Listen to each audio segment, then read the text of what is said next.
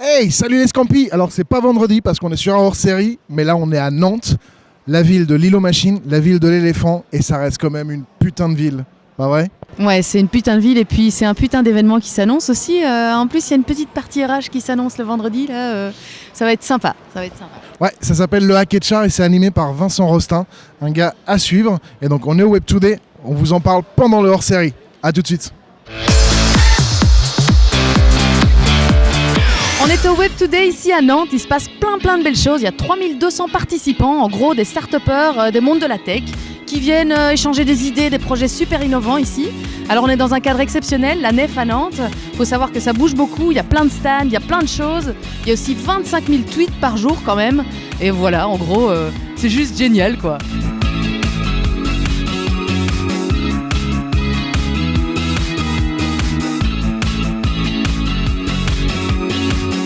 C'était il y a 7 ans, il n'y avait pas d'événement sur le numérique à Nantes à l'époque, il y avait quelques acteurs, puis on se dit que ce serait sympa de, voilà, une fois par an de prendre le temps de faire un truc un peu chouette, qui a un peu de la gueule, faire venir quelques Parisiens, et puis pourquoi pas essayer de faire parler de nos boîtes nantaises. Et en fait on a une créativité à Nantes, voilà, quand il y a un éléphant qui passe en plein milieu du festival, on a un cadre de travail, là la Nef c'est quand même exceptionnel, enfin le lieu il est juste magique.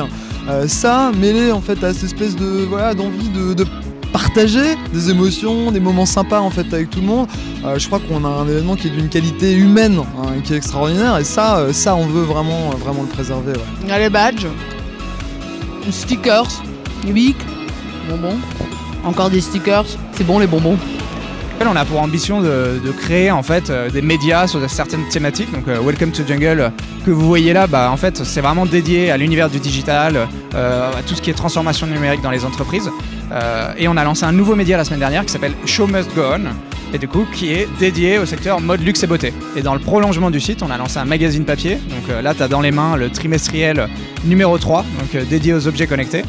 Donc ça c'est un magazine qu'on distribue à 7000 exemplaires dans les écoles, les universités, pour aider les candidats à savoir plus sur les entreprises, sur les métiers, avoir des conseils pour les aider en fait au jour le jour dans leur démarche, et avec un support qui est un peu plus sympa que ce qui se fait habituellement.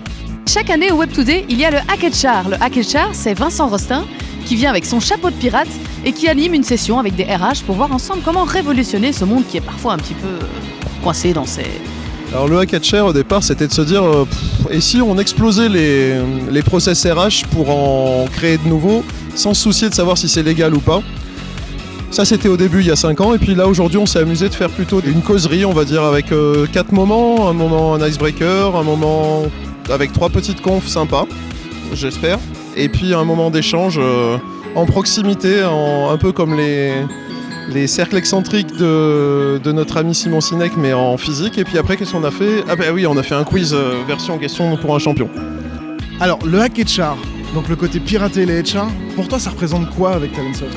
Quand on crée un éditeur logiciel dans un monde où il y a Oracle, SAP, IBM, le piratage, c'est de détourner en fait la raison sociale même d'un éditeur. Au lieu de s'envisager comme un vendeur de licence et de se dire je vais en vendre plus que mes concurrents, c'est de dire la licence c'est juste un véhicule, ce qui nous intéresse c'est plutôt la cause, c'est plutôt disrupter le marché de l'emploi et changer le rapport au travail. Donc en fait on détourne un peu l'usage même des licences pour avoir un impact sur l'entreprise, sur la vie des gens, et j'espère un jour vraiment sur le marché du travail tout entier. Typiquement, tu bosses avec qui en fait? Typiquement, je bosse avec des boîtes de 3 à 30 000 personnes, donc c'est compliqué. Mais je bosse souvent avec l'ADG pour se dire comment je fais pour changer le point de vue, ou comment tu ferais pour accompagner mes équipes à démêler un nœud. Moi je suis démêleur de nœuds, ça tombe bien chez un bateau pirate, t'as un gros nœud dans une grosse corde, comment tu fais pour que la corde soit intéressante? C'est démêler le nœud. C'est-à-dire que j'arrive chez un client, je sais pas forcément ce que je vais y faire avant d'avoir regardé le nœud, et de se dire on va employer plein de techniques, de tactiques, de machin pour défaire ce nœud là quoi.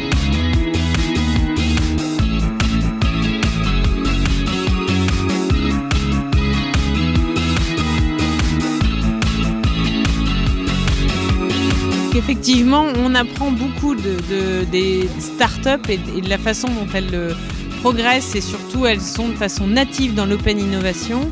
Et nous, pour développer l'open innovation et l'entrepreneuriat dans l'entreprise, il faut justement qu'on supprime un peu nos process et qu'on mette de la légèreté et de l'espace d'expression.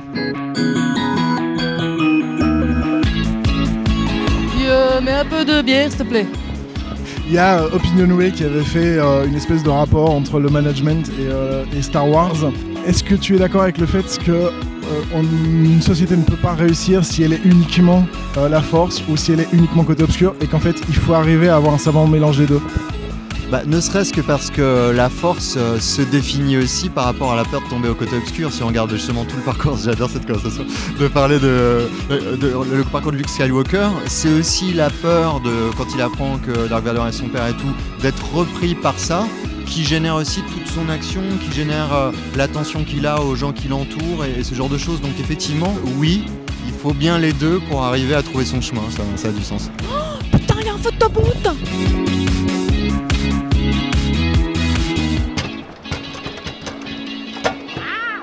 Bon ben voilà, c'était 3 jours intenses, hein, et puis comme toutes les bonnes choses, elles ont une fin, et donc on va retourner sur Bruxelles. De toute façon, on se retrouve vendredi pour le mag normal, et puis pour l'année prochaine, plein de choses en septembre, on vous tient au courant, puis n'oubliez pas de vous abonner à la chaîne, si c'est pas déjà fait, sur YouTube et sur Facebook. Bon ben voilà, ça c'est fait. Dis, on revient l'année prochaine, dis. Ouais, ok, on revient. Oh, on n'est pas aidé, hein.